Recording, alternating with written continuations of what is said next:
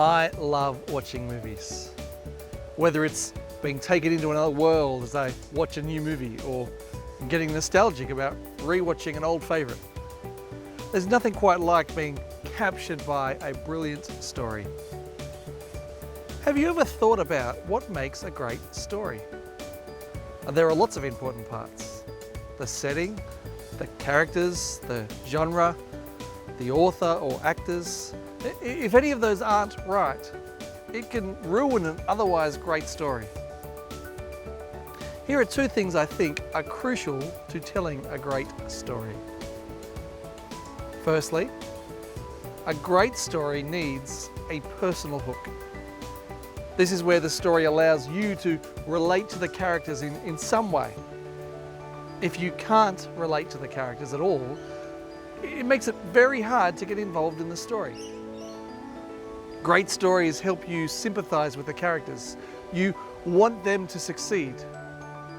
It may be a shared attribute, you've been in the same situation as them, or you felt the same feelings. You might be asking the same questions that are being raised by the story. Or you might share the character's desire for adventure. Most often we relate to characters through sharing a personal struggle. It could be a struggle to find purpose and meaning in life, or a desire to find your identity and work out who you really are. It could be a struggle of coping with a significant life event, such as a tragedy or sickness or death, or a struggle with a question that you just can't seem to find an answer to. Great stories have a personal hook that allows you to quickly and personally connect with the characters. Secondly, a great story falls flat without a meaningful ending.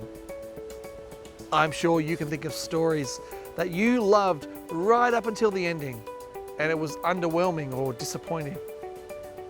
A meaningful ending doesn't have to wrap up everything neatly, but the most powerful stories are those whose ending helps us to see the whole world in a new way. It might cause us to rethink our choices or preferences, or give us a renewed thankfulness for what we already have.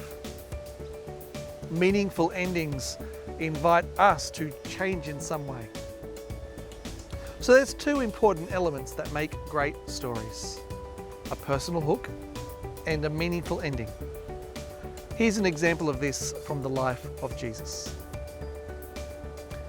In chapter 4 of John's Gospel, John records the story of Jesus meeting a Samaritan woman at the well, just outside of the local town. As the conversation goes on between them, Jesus reveals the dark and sinful past of this woman. She has had 5 husbands and is currently sleeping with a man who is not her husband. And it becomes clear that she is not exactly best friends with everyone in town. In fact, we're told all of this happened at about midday, which would have been really hot. And the only reason you would be drawing water from a well at that time of the day is if you were an outcast from the town. As Jesus and the woman continue talking, Jesus reveals to her some very powerful truths about who he is and what he has come to do. So what does the woman do with all of this? Well, we are told that she left her water jugs and she ran back to town to tell people the story of what just happened. Now, we don't get to hear the whole story she tells, but John records for us 2 very short and very powerful lines. Firstly, the woman says, "Come, see a man who told me everything I ever did. Could this be the Messiah?" There are 2 great personal hooks there. I mean, people might be drawn in because it sounds like an amazing magic trick, doesn't it? Or they might be interested to find the Messiah, God's promised king. Either way, they probably want to know more.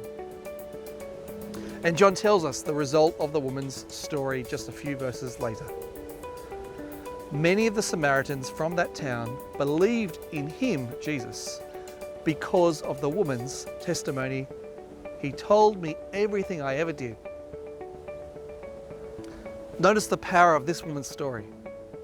Many in that town believed in Jesus because she told her story of her encounter with Jesus. Her story changed the way that others saw Jesus. A great story with a meaningful ending. The truth is, your Jesus story is just as powerful. Now, you may not think you have a very interesting or dramatic story, but there is no such thing as a boring Jesus story. Your Jesus story is powerful not because it's about you, but because it's about Jesus.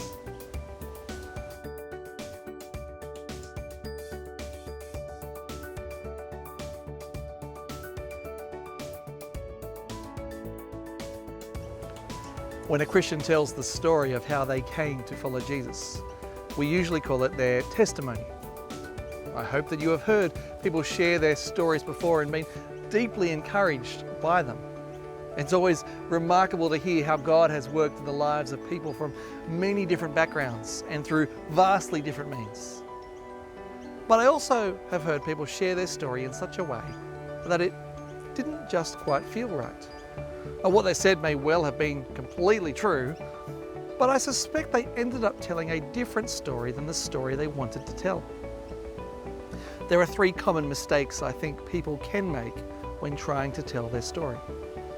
It's very easy to fall into any of them, and I suspect we probably do it without even realizing it. Let's take a look at some examples and see if you can spot the error.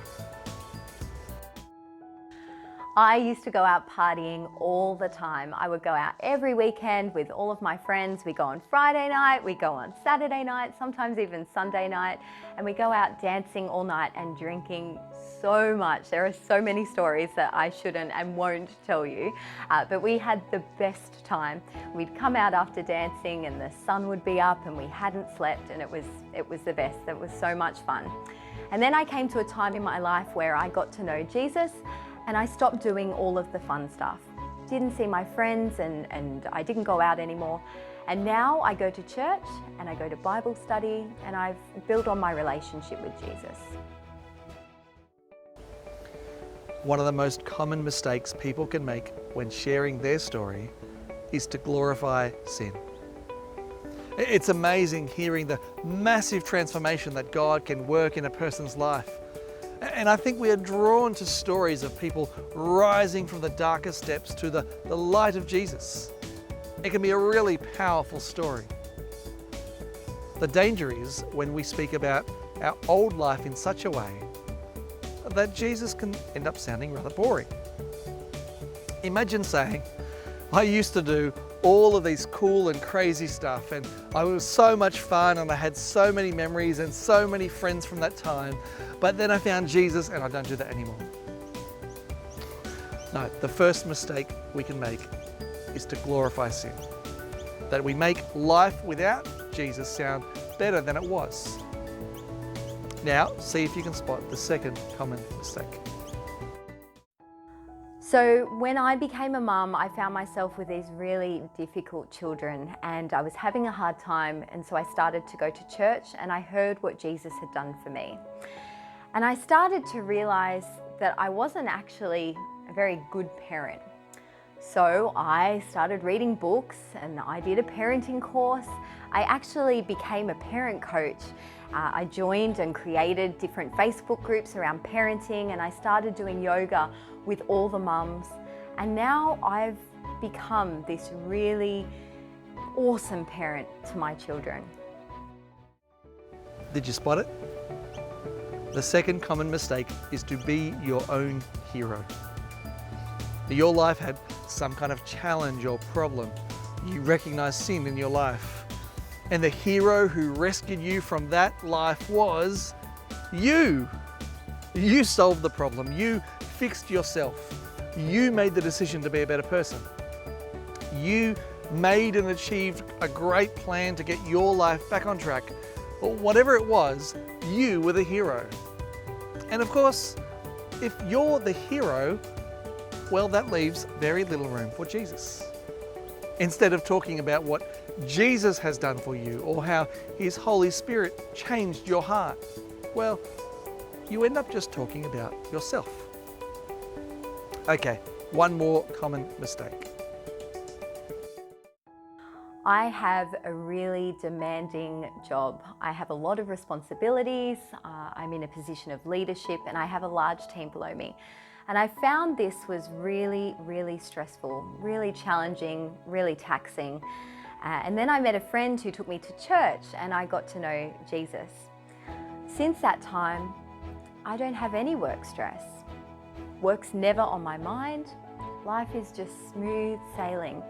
And while I still have a lot of responsibilities and lead a large team, I just breeze on through with life because I met Jesus.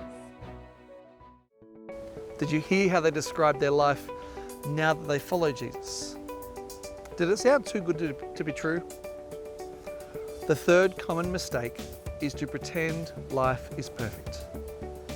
It's a mistake because it's just not true. If you've been a Christian for more than a week, you will certainly know that life still has its challenges. And if we pretend otherwise, then our story loses its power as quickly as it loses the truth. Now, sometimes God does an amazing work in a person's life. Overnight, you could give up an addiction or become a completely different person. Of course, God can do that. And they are wonderful stories to hear.